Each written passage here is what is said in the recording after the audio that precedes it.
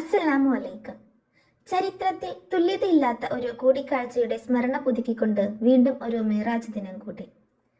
റജബ് 27 രാവിലാണ് പ്രപഞ്ചത്തിന്റെ സൃഷ്ടാവും അവന്റെ സൃഷ്ടികളിൽ ഏറ്റവും ഉത്തമനായ മുത്തുനബി സല്ലല്ലാഹു അലൈഹി വസല്ലമയും തമ്മിൽ സംഭാഷണം നടത്തിയത്. നബി സല്ലല്ലാഹു അലൈഹി വസല്ലമ തങ്ങൾക്ക് പ്രവാചകത്വം ലഭിച്ച് 10 വർഷവും 3 മാസവും കഴിഞ്ഞ ഒരു റജബ് 27 രാത്രിയിലാണ് ആ മഹാസംഭവം നടന്നത്. മക്കയിൽ നിന്നും ബൈത്തുൽ മുഖദ്ദസിലേക്കും അവിടെ നിന്നും ആകാശ ലോകങ്ങളിലേക്കും അതിനുമപ്പുറം അള്ളാഹു സംവിധാനിച്ച പ്രത്യേക ഇടങ്ങളിലേക്കുമുള്ള ഒരു അതുല്യ യാത്ര. അവസാനത്തെ പ്രവാചകർ മുഹമ്മദ് നബി സല്ലല്ലാഹു അലൈഹി വസല്ലമയും അള്ളാഹുവും തമ്മിൽ നടത്തിയ ആ കൂടിക്കാഴ്ചയ്ക്ക് തുല്യമായ ഒരു കൂടിക്കാഴ്ചയും ലോക ചരിത്രത്തിൽ ഇന്നോളം ഉണ്ടായിട്ടില്ല. ആ കൂടിക്കാഴ്ചയുടെ സമ്മാനമാണ് 5 വഖത്ത് നിസ്കാരം.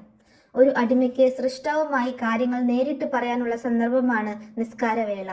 ഏത് പ്രതികൂല സാഹചര്യത്തിലും എന്റെ നിസ്കാരം ഖലാ ആക്കുകയില്ലെന്ന് പ്രതിജ്ഞയെടുക്കാനുള്ള സന്ദർഭമായി ഈ ദിനത്തെ ഓരോ വിശ്വാസിയും കരുതേണ്ടതുണ്ട്. റസൂൽ സല്ലല്ലാഹു അലൈഹി വസല്ലമ തങ്ങളും സ്വഹാബികളും ഒരിക്കൽ ഒരു ഖബറിന്റെ സമീപത്ത് കൂടെ നടന്നുപോയി. റസൂൽ സല്ലല്ലാഹു അലൈഹി വസല്ലമ തങ്ങൾ പെട്ടെന്ന് പൊട്ടിക്കരഞ്ഞു. സ്വഹാബാക്കൾ കാരണം അന്വേഷിച്ചു. അപ്പോൾ ഈ ഖബറാളി ശിക്ഷിക്കപ്പെടുകയാണെന്ന് റസൂൽ സല്ലല്ലാഹു അലൈഹി വസല്ലമ മറുപടി പറഞ്ഞു. എന്നിട്ട് അവിടുന്ന് അയാൾക്ക് വേണ്ടി ദുആ ചെയ്തു. അപ്പോൾ ആ ഖബറാളിക്ക് ശിക്ഷ ഇളവ് ചെയ്തു കൊടുത്തതായി റസൂൽ സല്ലല്ലാഹു അലൈഹി വസല്ലമ തങ്ങൾ പറഞ്ഞു. ശേഷം അവിടുന്ന് സ്വഹാബാക്കളോട് പറഞ്ഞു, ഇയാളുടെ ജീവിതത്തിൽ എത്രയോ റജബ് മാസം കടന്നുപോയി. റജബിനെ ആദരിച്ചുകൊണ്ട് ഒരു നോമ്പോ ഒരു നിസ്കാരമോ നിർവഹിച്ചുവെങ്കിൽ ഇയാൾക്ക് ഇത്രയും ശിക്ഷ ഖബറിൽ കിട്ടില്ലായിരുന്നു. റജബ് മാസം 27 നോമ്പനുഷ്ഠിക്കൽ പുണ്യമുള്ള കാര്യമാണ്.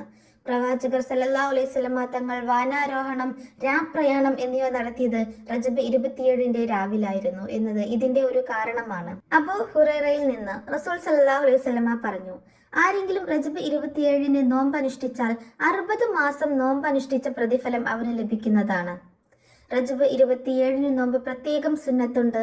മിഅ്റാജ് രാവ് കൂടുതൽ ഇബാദത്ത്, പ്രത്യേകിച്ച് സ്വലാത്തുകൾ കൂടുതൽ ചൊല്ലേണ്ടതുണ്ട്. മിഅ്റാജ് ദിനത്തിൽ പ്രത്യേകിച്ച് ളുഹറിനും അസറിനും ഇടയിൽ റജബ്, ഷാബാൻ മാസങ്ങളിൽ എല്ലാ ദിവസവും ചൊല്ലാൻ പറ്റുന്ന ദിക്റുകൾ ഉണ്ട്.